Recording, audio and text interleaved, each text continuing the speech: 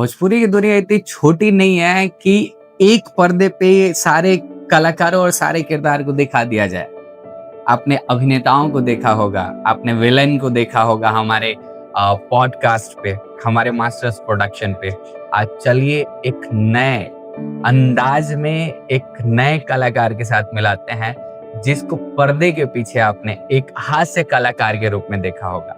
लेकिन क्या आपको पता है, जो हास्य कलाकार आज हमारे साथ इस स्टूडियो में उपस्थित हैं, वो एक हास्य कलाकार ही नहीं, भोजपुरी जगत के माने जाने डांस कोरियोग्राफर और एक्टर अभिनेता के तौर पे एक बेहतरीन अभिनय के स्वरूप हैं।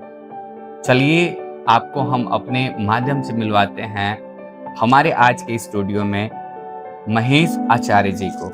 नमस्कार सर। नमस्कार। पहले तो आपके दर्शकों को ढेर सारा नमस्कार, प्यार, दुलार और हमारे इस चैनल को देखने वालों को बहुत सारा प्यार। महादेव का कृपा सब पे बना रहे और ऐसे ही आप लोग इस चैनल को देखिए।